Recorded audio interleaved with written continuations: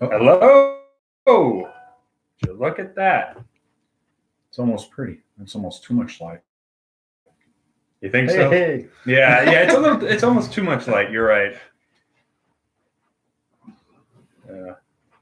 It's a little too. Tell me what that looks like. That looks good. Okay. We're still actually. The problem is that this one's shining on the mirror. Okay. That's the problem. Are you gonna kill the light? I'll try it that way.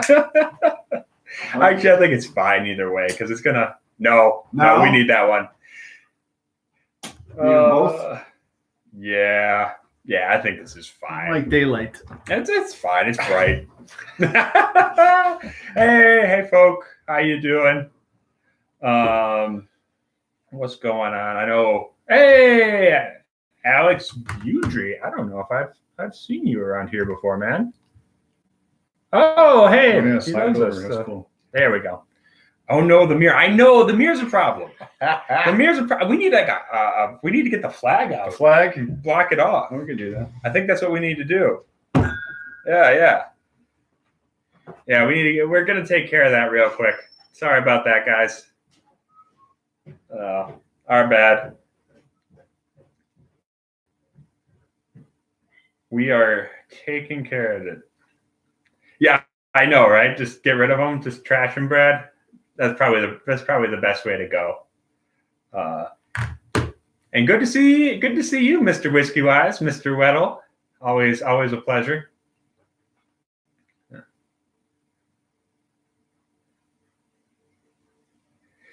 We're off to a better start than cast strength. Yeah, maybe. I don't know. We're gonna have to see if the stream crashes halfway through. That's gonna be the deciding. That's gonna be the deciding thing.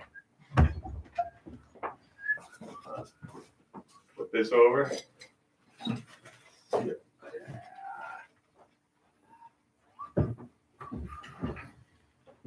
It's better. It's slightly better. Better than what? Hi, everybody. Oh, It's 8 o'clock. Yeah, top of the hour. It's witching time. Hey, this is Mike, and this is my son Ed. hello. Rod Gut Review, and we're doing a live stream with everybody online, all 6 of you. Yeah. It's better than the first one we did. Hey, John, how you doing? All right. First one we did, I think we had like 2 guys in here for like the first half hour. And then it picked up a little bit. It went to 4. Yeah, right. So yeah, for those of you who are skipping your homework or your nap time or whatever it is, hey, we're glad to have you along. Yeah. We're looking very patriotic. That works out. It doesn't really have anything to do with Irish. Well, we have one Irish whiskey today. Yes, we do. Yeah, so that works out. I was going to bring up the German flag, but I decided against it. Either way. Anyway, tonight we're drinking whiskeys with you guys. Yeah, thank you very much for tuning in. We don't get to see you. Yeah, they get to see us. They get to see our moderately okay faces. Yeah, I need my beauty sleep. I know, get lots of it, right? Yeah, pretty much. Brad says there's going to be dozens of us. We'll see. We'll see how much of a train wreck this one is. An army of Brads. I could see that. Yeah. Oh God. The world only needs one Brad. Yeah. We can't have too many of those. We'll get overwhelmed with all the Bradness. But anyhow, The lineup. yeah, we're gonna. No one needs more Brad. Brad, I love you, Brad. You with the self-effacing humor. That's great. More Brads would be fine. Yes. That would be just fine. But we happen to have a bunch of rum finished whiskey today. Right. Yeah. And so because I just picked up this is the Ardbeg Drum Committee release. So this is their Ardbeg Day release. So, this isn't the Ardbeg Day one. This is the pre-Ardbeg Day one, like the preview kind of thing. Okay. And then on June 1st, they're going to be releasing the actual limited whatever. But this one's at slightly stronger proof, so that's cool. I'll take it. And then we're going to be comparing that to Balvenie 14, which we already did. And we are going to be comparing it to West Cork rum finish. Right. So this one, West Cork. I don't know about other places. Really hard to find here in Wisconsin. There was like 6 that they brought in, like the distributor brought into Wisconsin. So yeah. Oh yeah, actually that's a good question. Alex asks, what is everyone drinking tonight? I'd be interested to find out. What are you guys drinking? You're probably drinking rum finished whiskey. No, whiskey finished rum. Yeah. Well, there's a lot of people who do that. Like Buffalo Trace sends a lot of barrels down to the Caribbean. I suppose. So yeah. Oh, and hey, Dave McElroy. Good to see you, man. Thank you for stopping by. Really appreciate it. Whiskey Wise asks why there's no Trader Joe's rum cast. Yeah, no. We thought about that, but then we thought we got to be able to survive tomorrow. I gotta work. He's gotta work. Yeah. I told the old man I'm gonna bring some of that over, and I told him over the phone, and I could feel him recoil through the phone. And then I went into a rant. So John says he's drinking water. He just was exercising. Good for you, John. I need to do more of that. I don't exercise enough. And then Steve's got the Glendronach 21, which we're all going to need to know about how that is, Steve. We're going to have to hear from you on that. But yeah, so we figured we're going to start with the Balvenie real quick. We've done this one. We've done a review of that before. So if you haven't seen that, go check it out. Right? Yes. I can't put cards in. I can't put cards in because we're live. I forgot. Oh, okay, but this one's just to drink and enjoy. Yeah. I mean, and we've talked about this one before. Yeah. This is the warmer upper. Yeah. It's very nice. You know, I think but I have a special place in my heart for Balvenie because it's the first good whiskey I ever had. That I stole it out of somebody's pantry, honestly. That he didn't vomit on? Yeah, right. So Balvenie always makes me feel like a certain nostalgia. But you do get, there's definitely maltiness and honeyed sweetness, but you do get a little more, it's more sweet than the standard Balvenie. It's got more of that tropical fruit. Yeah, for sure. I was going to say oranges. Yeah. But what do I know? Oh, Whiskey Den. He's got the Ardbeg Corey of Reckon, which is cool. Yeah.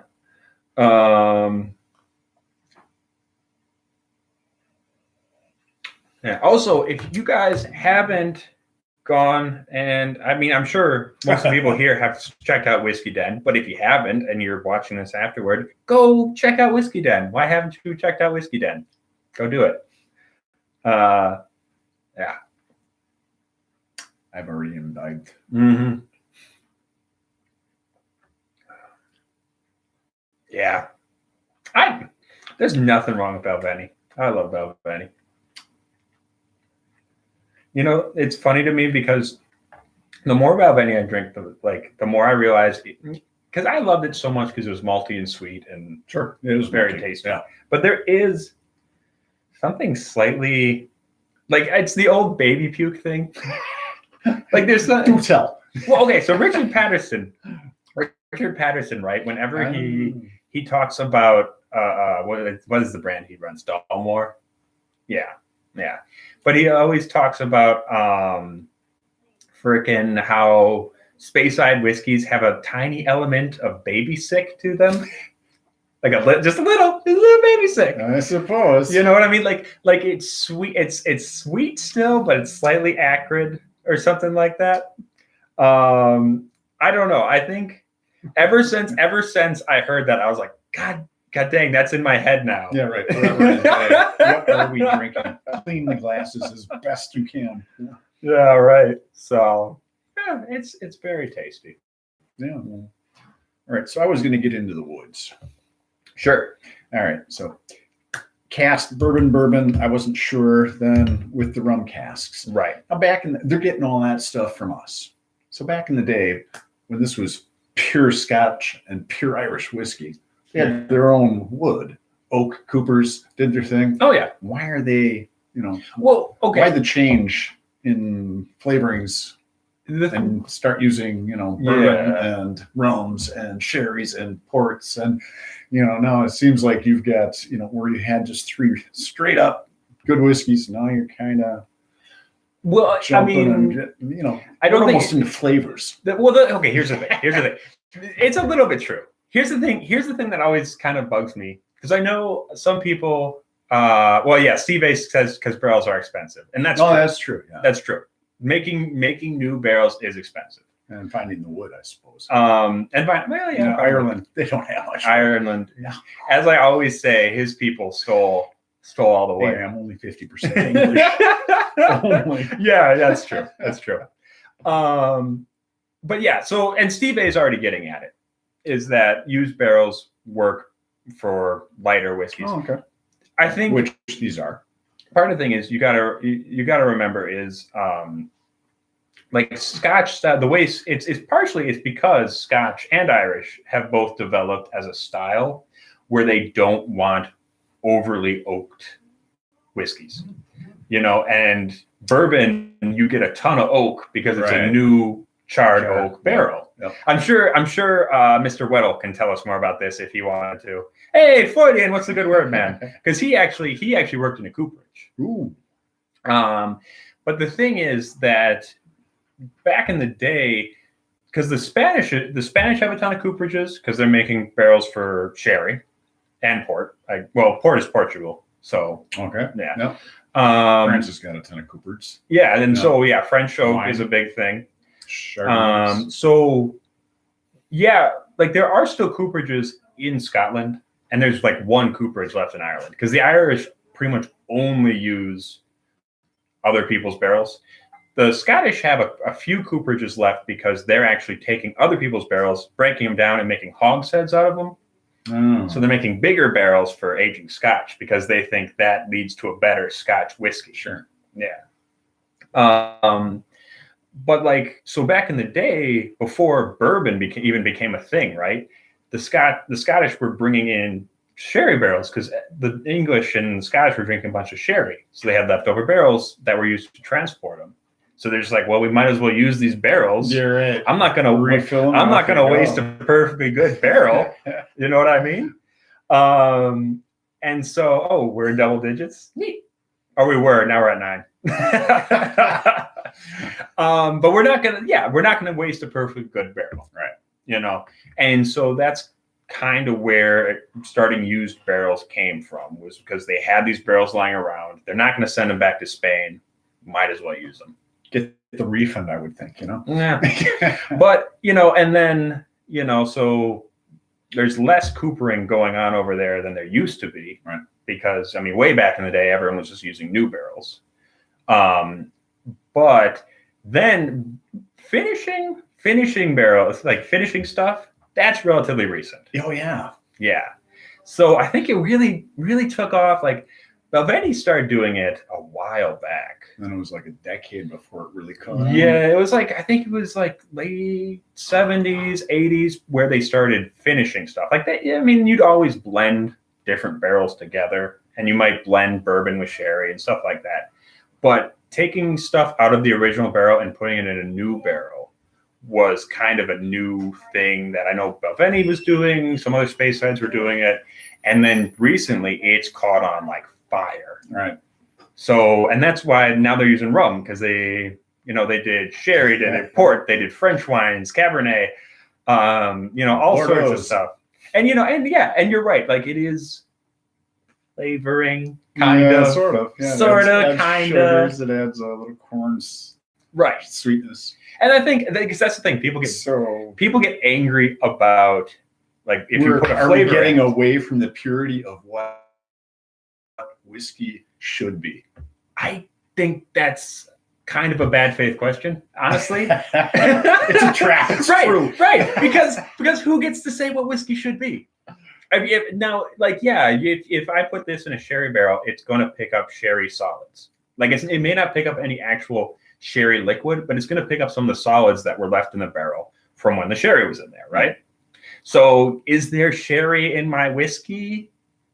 kind of, a little, I guess. I don't know. But I think it's kind of disingenuous to say that's not what whiskey should be, because what whiskey should be is whatever the hell you like to drink. So like I think. So I want this one finished in a sherry. Then I want to finish in a port. I want to finish in a rum. Right. Like where do we stop? Yeah, but that's the thing. Like Canada, for example, you can add up to what, an 11th of the thing can be other kinds of spirits and still call it whiskey. I got no problem with that. That's Canada. What are the rules elsewhere? So in other places, it's got to be you can't add other spirits. Okay. I mean, America, you can, just because we have things like spirit whiskey, blended whiskey, flavored whiskey. Yeah. But in other places, you can't add stuff directly in. You can only add stuff to a barrel and then put the liquid in after it. Because like I know Ardbeg, somebody who got mad. I was talking to somebody else who's way into whiskey, and they were getting mad about Ardbeg putting new make spirit in their barrels and then putting their whiskey in after it, because they're like, well, that means it's not actually as old as they say it is, because it's younger than it actually is. But no, because new make spirit is not whiskey. New make spirit is its own spirit. So are you gonna be mad that sherry isn't actually as old as the whiskey itself? Well, doesn't it have to be as old as the youngest element? Right, but it has to be as old as the youngest whiskey in there. Right. But you can't add new make to your whiskey, like in Scotland and Ireland. America, we don't give a crap. Why? America's just weird. But in Ireland and Scotland, if I add new make to my barrel, like for example with Ardbeg, I want to get that really peaty Ardbeg flavor. I put some new make in my barrel, let it sit for a little while, pour it out, and then put my 23-year-old Ardbeg in there. It's still 23 years old because you didn't actually mix it with whiskey. You mixed it with new make. I'm so confused. Yeah, that's the way of the world. Yeah, I just don't get the little differences in all the regulations and the rules. Freudian saying I'm being what do you call it? I'm being pedantic. I'm sorry. My bad, Floyd. That's his best character. Yeah. I'll tone it down. You get me talking about this stuff, I'll run all day.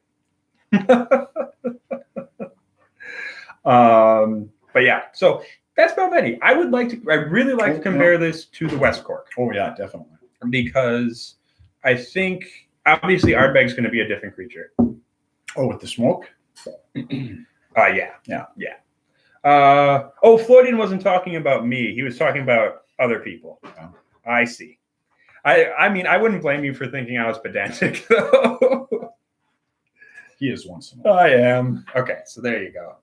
All right. So this is West Cork. West Cork is one of the Irish distilleries that has popped up since Ireland has really come back from the brink.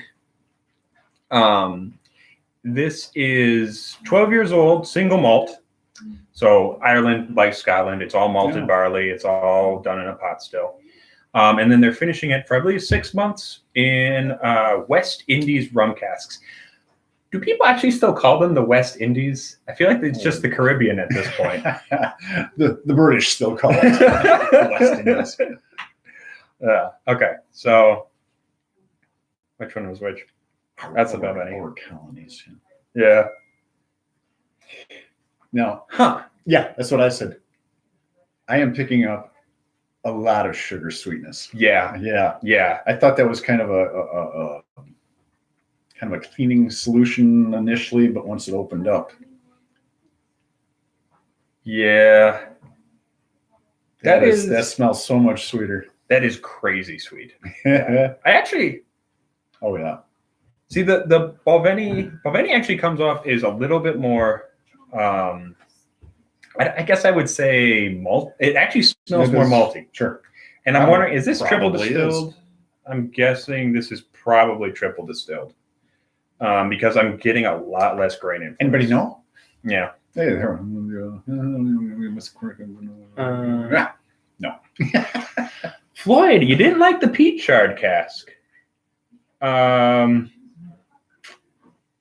Okay. I liked the, because West Cork did two things where they charred the inside of their barrels with bog oak and peat rather than like peating their barley. I like the peat cask, but another dumb question. Yeah. Down in Kentucky, when they do bourbon and they char their casks, how do they do that? Is that charcoal? I'm pretty sure that most people just have a big gas flame at this point, and they just run it. And They just run it. It's like what do you call it? A conveyor belt, okay. And they just run a barrel right over it. Through it and roll the barrels. Yeah, I'm sure Mitch Weddle could tell us more about that because he actually knows. But I'm pretty sure they're just using gas flame at this point. Actually, to blacken it up. I'm not entirely 100% sure. Alex Budry, yes, there is a Facebook channel for this. It is The Rock Gut Review on Facebook and Twitter. With a couple of guys that look like us. Yeah. So you'll know there's the logo and stuff. This is wicked sweet. Yeah, it is. It's amazing. Yeah. Because I took the neck pour off of this last night because I'm a good person and I didn't want you to have to drink the neck pour. Independence Dave. Oh, hey, here we go. Whiskey Wise is chiming in. Independence Dave uses wood scraps to create a fire to char the barrels. Others use natural gas flamethrowers. Ooh, flamethrowers. Yeah. We need to get some flamethrowers. Oh, Rock Gut Review branded flamethrowers. I like it. I'm diving in.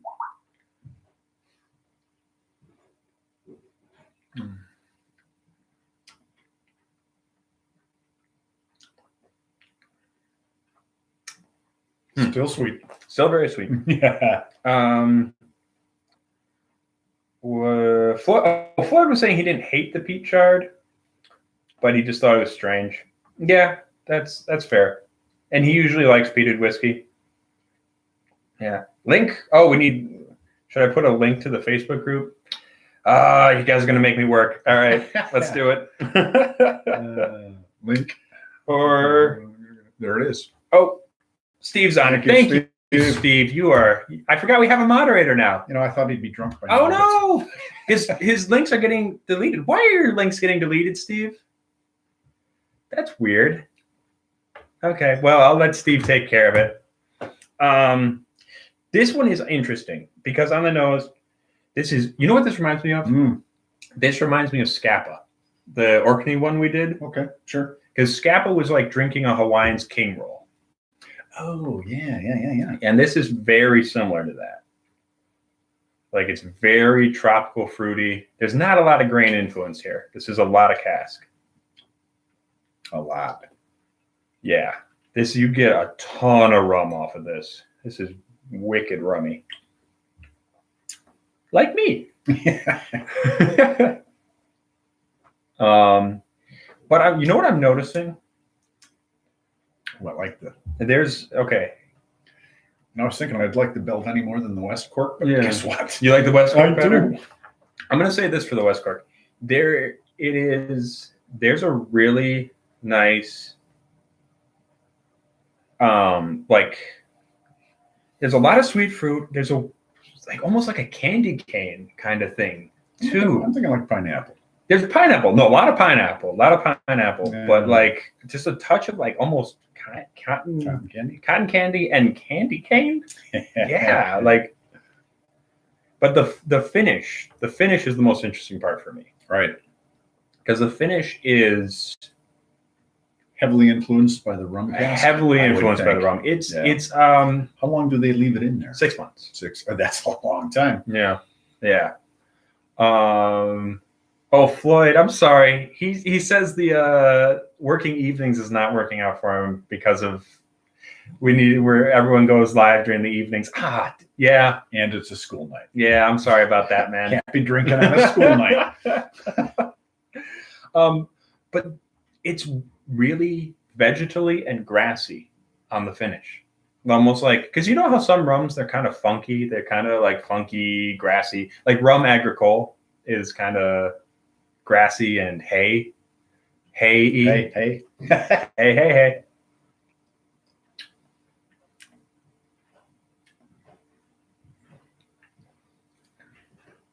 Yeah, it's like you mixed hay, hay, fresh cut grass and hay with banana. There you go. That's what it is. That's what it is. I don't know if that's good necessarily, but it's very interesting. It is. You know, I expect that all three of these are going to be very different from each other. Yeah. So, which is going to be good. Yeah. West Cork. But there again, where does it stop? Probably it doesn't. No, people are going to keep innovating. People are going to keep innovating until the Scotch Whisky Association or the Irish Whisky Association tells them not to. Yeah. Well, which the SWA already came down on. Who was it? One of the Diageo brands, I think, wanted to do it in tequila barrels. And Scotch Whisky Association was like, no, that's not traditional. Well, why not? Yeah. Well, here's my thing. In the law, in the UK law, there's nothing that says which particular oak you have to use for Scotch. It just says oak. So there's no reason you couldn't use tequila seasoned oak. But the SWA decided that's too far out of our comfort zone. I don't know about that. I think it's a little silly, but yeah, it's got to be North American. Yeah, yeah, right. All the Anglo-Saxons got to stick together. Right? Yeah, no. I wonder if that's a little bit true. It could be. Like, yeah, you know, because I feel like there's a little bit of truth, like, because like if you're using bourbon, like bourbon is closer to Scotch flavor than tequila is, I guess. Oh, yeah. And plus it's whiskey, so it's like that's a little bit more palatable to the old guard. Oh yeah. Yeah. I gotta ask one more question. Whiskey's made out of cereal grains. Sure. Okay, rice. Japan's doing it. Technically is a whiskey in the United States. It is. Is not a whiskey in Japan. Yeah, though because if you use rice in Japan, it is shochu. It is barrel aged shochu. But if you bring it over here to the U.S., it is magically transformed into whiskey. Nice. Yeah, I don't know. So they call it something completely different, and we call it whiskey. Yeah. Okay. Well, I mean, technically, we need some rules. Well, here's the thing about Japanese whiskey. We are running all over the place. If you guys want us to stay on topic, please let us know, okay? What is our topic tonight? It's rum-aged whiskey. But we're all over the place. Whiskey Wise says he sent a brandy aged in tequila barrels to the vault, and they never acknowledged it. You sent it to us. We'll drink it all damn day, man. Yeah, Steve is wondering why did we even have a topic? Yeah, I don't think we did. No, we're just gonna... Yeah. The thing about Japanese whiskey though, real quick. Japanese whiskey. Yeah. Japanese whiskey has almost no regulations. I wouldn't say not almost no regulations. It has to be made from grains, at least in Japan. In Japan. Well, no, not in Japan. Okay. Not in Japan. That's the trick. That's the trick. You don't have to make Japanese whiskey in Japan because you can call up Hiram Walker or whomever in Canada or Diageo in Scotland, and you can tell them, I need this many casks, right? Yeah. And then they put it in a big old plastic or metal tub or whatever. They ship it to Japan. Yeah. You bottle it over there and slap the label Japanese whiskey on it, and then you push it back to the States. So if you ever see, I know in Wisconsin, the one we're really seeing a lot of, I don't remember what's it called? It is, it's either like samurai or bushido or something that means warrior. But it's basically just says Japanese whiskey, and it's got a picture of a dude with a sword. Okay. And it's like $15. If you ever see that, that's not from Japan. That's absolutely not from Japan. All right, we're gonna have to try one of those. Yeah, yeah. Sorry about that. We're gonna talk about some more rum whiskeys. Apparently, knowledge.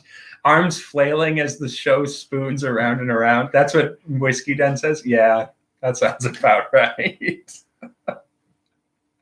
Yeah, we've kind of run all over the place. Do we want to move on? Do we want to compare these to Ardbeg real quick? Definitely. It's gonna be a whole different beast, man. I would think. Yeah. Yeah. So. Oh yeah. So this is their. We already said this limited edition Ardbeg Day thing. Oh yeah, I'm sorry. Cool. No. And then, so this is designed to. John, let's take a knowledge dump together. Oh, sweet. Yep. That is the highbrow content people have come to expect from the Right Gut review.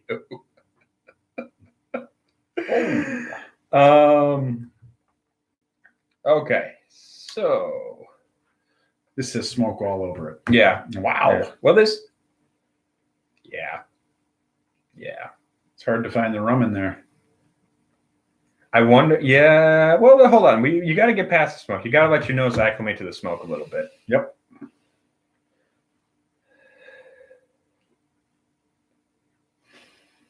Oh yeah. Yeah. I am getting. I mean, okay, that is bacony for sure. That is certainly bacony. I mean, there's no denying that. But that is banana. Again, there's that banana note underneath all that smoke.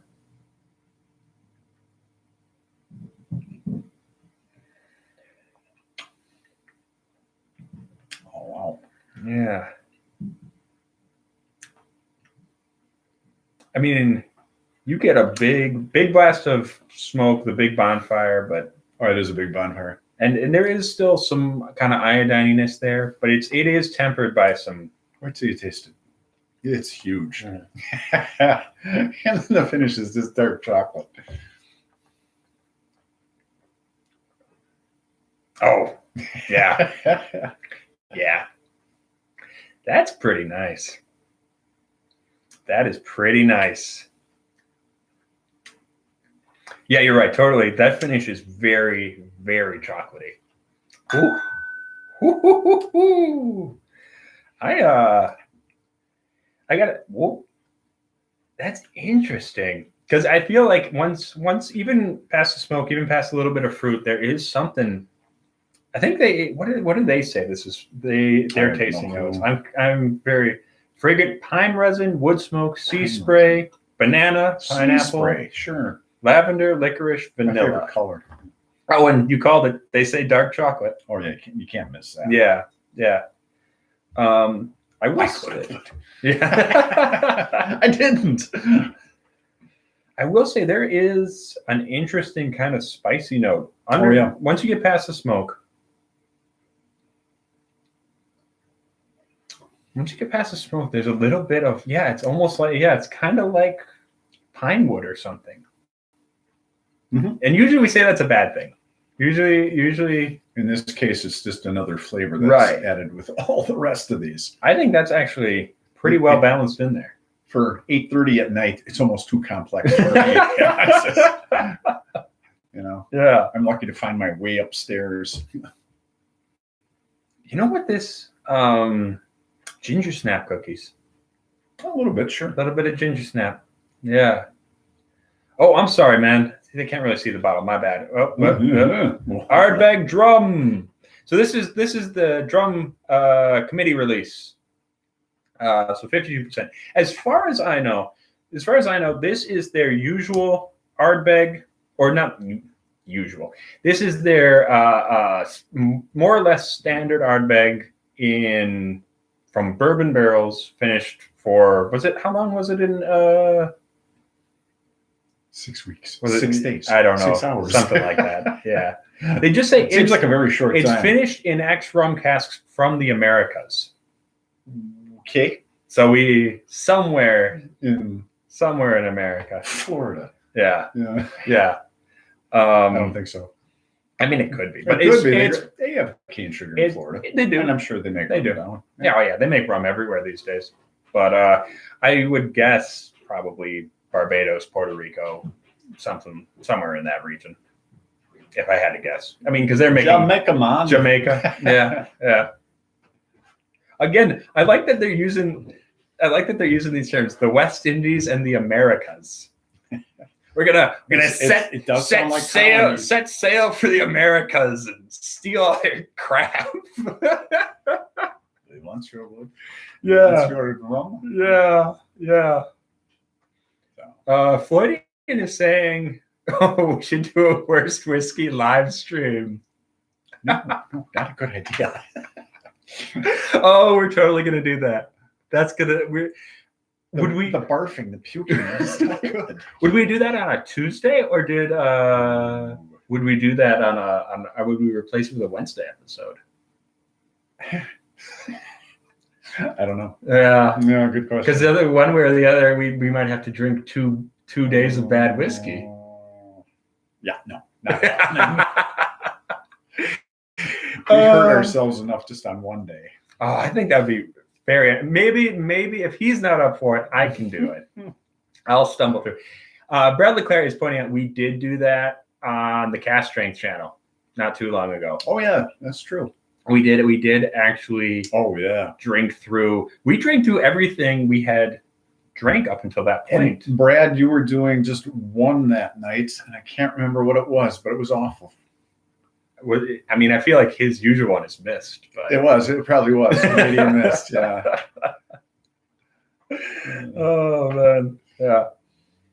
Now this one's pretty great. You know what, man? That cookie note is really coming out now. Ooh. You know, I gotta say, I took the. No, here, go back to the West Cork. That's just an amazing nose. It's just so sweet. Coming off of the Ardbeg, going to the West Cork, the West Cork, it smells like a really alcoholic white wine. Yeah, it's so sweet. Mm-hmm. Mm-hmm. Yeah. I really like the West Cork. I think. Oh yeah, definitely. Like the finish is odd in a good way. The finish is really, really weird, but in a good way. And yeah. What about? I'm going to add just a drop of water. Well, I'm going to add a drop of water to each of these. We'll see what happens. I was going to ask. This one's like 43. That one's 43, 52%. Yeah. All single malt. Add a little bit more water to that one. So we'll give this a minute to settle. Whiskey food pairings. Okay. Yeah. We've done Ryan Oreos. We'll have to find some foods that go good with that. Whiskey. That actually would be bad whiskey. Horrified. Klein Leash and McNuggets are horrified. I believe it. Why would anybody subject themselves to that? I mean, why we would do it because we can on a dare for $10. Yeah, exactly. We can get some views out of it. Right. I don't know. That's actually a good question. Like, what is everyone's trying to figure out how to do good stuff. You know, pair whiskeys. I feel like pairing whiskeys with food is already tough enough. I feel like we could find a way to really F that up. Oh yeah. Yeah. Because our palates run from, greasy burgers to more greasy burgers with bacon on them. Maybe we need to figure out a good. Do we want to find a way? Do we need to match bad food with good whiskey, or we could try to ruin good food with bad whiskey? Or you could do bad haggis with good whiskey, which makes it actually palatable. Yeah. You're only saying that because I cooked it this year. Well, yeah. there are certain whiskeys that make food better. True. Oh, yeah, absolutely. All right, so I'm going to go down the line real quick. I just added a little water to these. We'll see if this did anything. Ah, that's actually worse. I can already. I didn't even give it that much time. The color. Yeah, John says cooked. I threw it in the oven, and actually, if it exploded. If you didn't see my Twitter post that day for Burns Day, it did explode. Yeah, it was horrible. Side of the oven, up the door. Yeah. Hit Oh the my cabinet. God. It got all the way up the cabinet. It was impressive. Yeah. It was like it was spurting. It was like a little machine gun. Yeah. Ground meat and oats.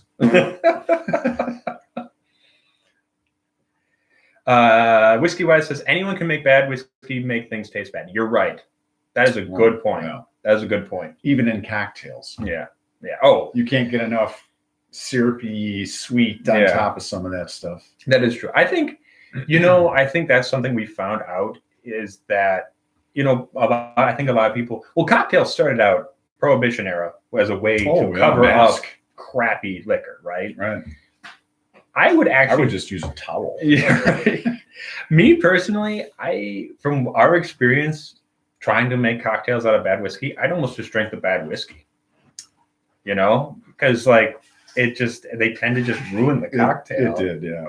It somehow makes it worse than the sum of its parts. Yeah. Galaxy Quest and Explosion. By Grapthar's hammer, by the sons of Morvan, you shall be avenged. I mean, two other people got that. Oh, jeez. Oh, the water actually makes the West Cork kind of nice. I didn't think it did much for the Balvenie. It kind of just makes it a little more acrid. I don't know. I'm not a big fan, but it's a little muted, but it's still there. Yeah. I don't know. I think it almost opens up a little because there's really no dark notes for the West Cork. The West Cork is extremely sweet and light, like me. Yeah, exactly. But this, I feel like, brings out. You put a little water in it; it's actually a little spicier. It's a little more savory. Yeah, I like it.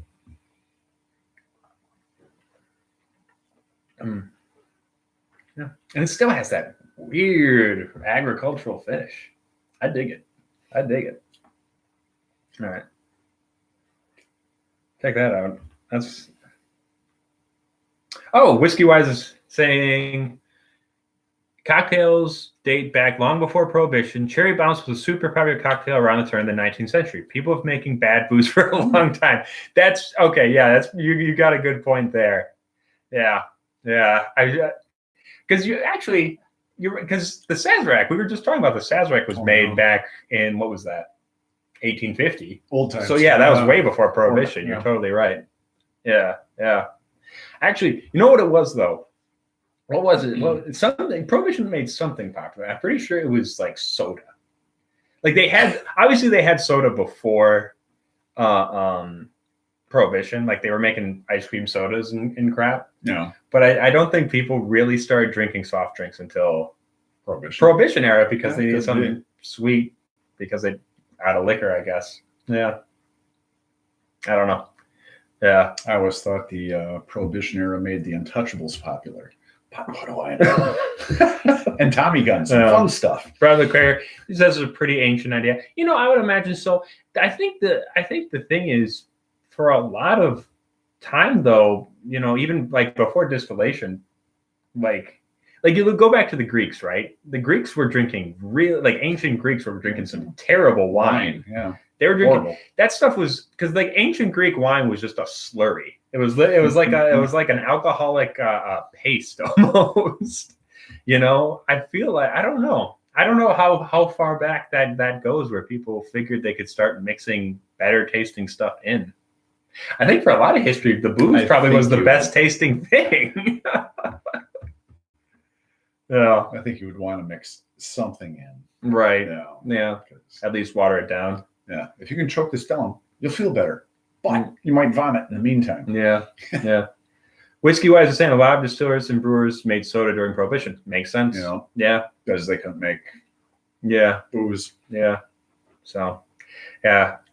I know a lot of people did start making like airsat scotch back then. Oh, sure. They started taking, what was it? Well, I mean, obviously you could just make moonshine and add flavorings. Well, not even flavoring. They just add they just burn wood. They take some burned wood and they just plop it in there for a little while. It wasn't properly aged. It was just, just to get the color. Okay. But was it any good? Probably not. No. Okay. But then they started taking stuff like what denatured alcohol. Ooh. They started taking denatured alcohol and trying to put coloring in it, try to slip it past people. Not a good idea. Yeah. It's a whole thing. This drum, the neck pour I thought was not the best. Right. But this is actually, I like this quite a bit.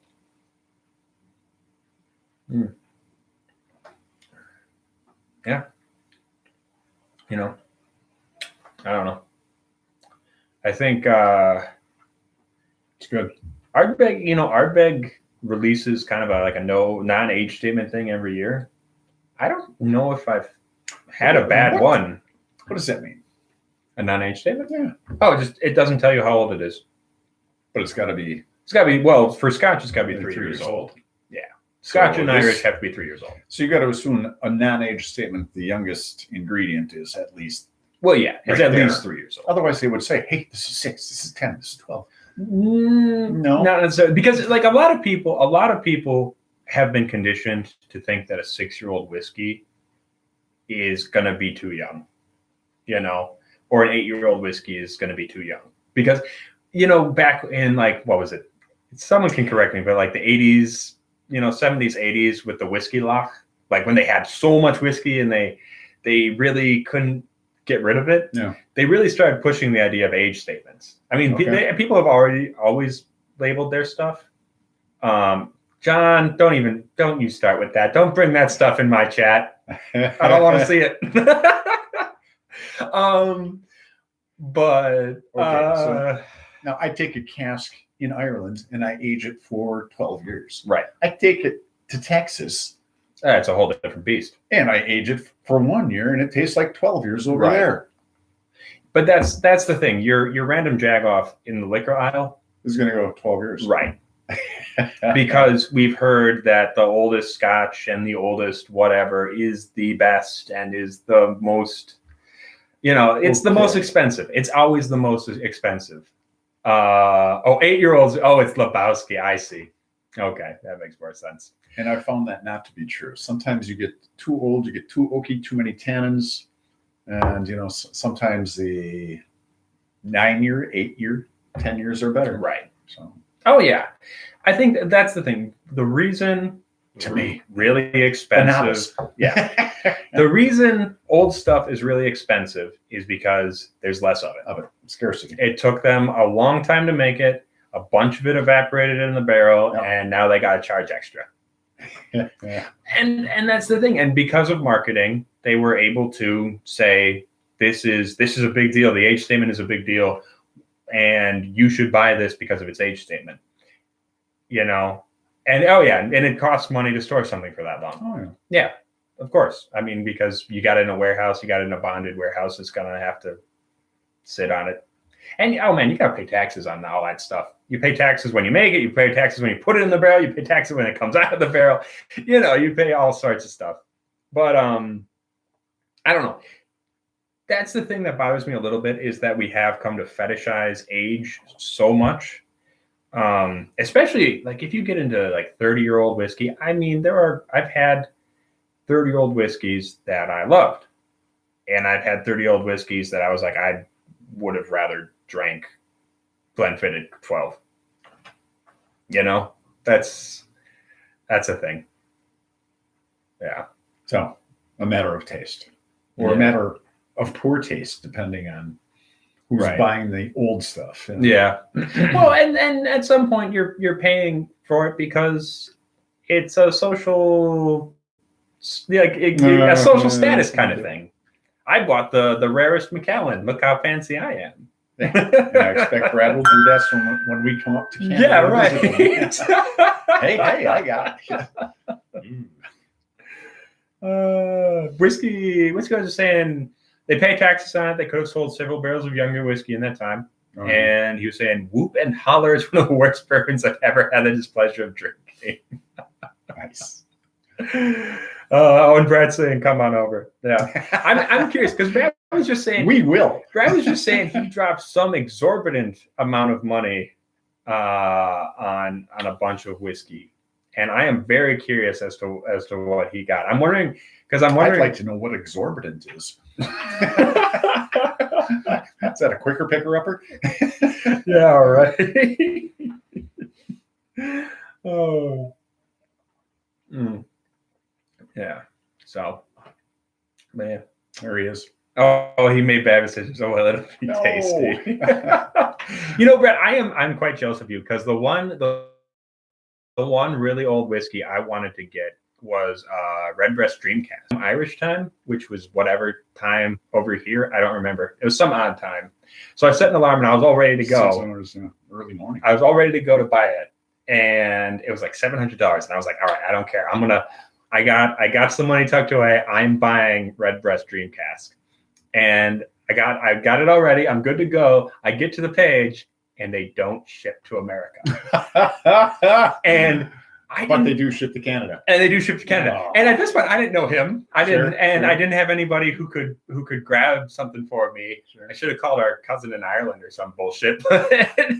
Yeah, you could have a bottle of water. Yeah, right. It's an Evian bottle. It's not even the same bottle. Sort of, it's what it was put in. Jesus. Oh, yeah. But so that was disappointing. That's disappointing. And you'll have to let us know whether that was good or not. Oh, it apparently was. Oh. I have heard from people who got a hold of it. Apparently, it was pretty amazing. Okay. Yeah. Hey, Caleb, what's the good word? What have I missed? We're going to start again just for you. Oh, Brad actually got his shipped to Ireland because they didn't ship to Canada, and he shipped it. See, there you go. I should have done it. I should have done it. Yeah. But what the fuck? We're trying to keep this channel from swearing too much because we want a lot of minors to watch us drinking. No, not because of that, but because there's something where they can go through and they will check because they want nice advertiser friendly stuff. So they'll go through and they'll check for how many times you swear and stuff, and then the algorithm will try to shut you down or some such. I don't know. I just don't want to risk it. Well, after my last rant, I think I'm done. I gotta go now. Oh yeah. But yeah, so we got way off topic again. Yeah. And what was our topic again? Rum finished whiskey. Yeah, 9 watching. Yeah, not bad. We were up to 11. I think that wasn't bad. Okay, but 9 to 11 over the course of an hour. That's not bad. I'll take it. I mean, I'm not displeased with that. 23%. Yeah, that's not bad. But yeah, thank you guys for tuning in. I think we should probably finish this up, hey? Oh yeah. All of it. We'll just kind of. Caleb says he is not a big fan of the rum finish. What do you think? Which one? Yeah, what do you? Because I think these are 3 very different rum finishes. Yeah. This one has a little tiny sweetness. This one has a hell of a lot of rum sweetness, which I'm enjoying immensely. Yeah. This one, a little bit. Oh, it's a Belveni. Floydian is out. Good to see you, man. Good to see you. And Patrick is asking, where is cute Erica? Erica is, I invited her on tonight, and she said she is terrified of live streams. She'll come on the show. She has two conditions for coming on the show. 1, it has to be good whiskey. She won't come on. And 2, no rodents. Yeah, right. Good whiskey, and it can't be live. She refuses to come on for live because she says she's very scared of it. Who wouldn't be? These people are I crazy. know. I know. Caleb is saying every rum finish he's had, he's not enjoyed. That's fair. Okay. That's fair. I think it's a little. It adds sweetness. It adds a lot of sweetness. Just straight up. Yeah. Yeah. Yeah. So you're not catching many more flavors, but yeah, it's true. I mean, here's my thing with rum finishes overall. I think they tend to, you do get a lot of sweetness and a lot of tropical fruit, for sure. But are those things that you can also get with like first fill bourbon? Sometimes, yeah. a little corn sweetness, but that's different. It's a sparkling sugar. But look at like Scapa. Scapa is bourbon finish, and you get a lot of the same tropical fruit. I don't know. So I suppose it's how you store it. It's how you store it. What the wood is and how long. And that makes a huge difference. So, how you're storing it. I guess that's why we have so many varieties of whiskey. Yep. Yeah, that's the beautiful thing. Each can find his own. Yeah, exactly. Yeah. But we're coming up on an hour now, hey? So way past bedtime. Yeah, right. So we're gonna finish this up. This was our first run at it. Hopefully it was decent. If it was decent, give us a thumbs up. Right. If it was bad, give us a thumbs down and tell us why you didn't like it. And then we'll never do that again. Or maybe we'll do more of it just to piss you off. Yeah, right. Depends on the night. So thank you so much for coming. If you're watching the video afterward, thank you for watching. And all of you, stay tuned and stay rotten. Yeah. Good night, everyone. Good night. Now I got to do the awkward thing where I reach over and hit the button. Ooh, I like that.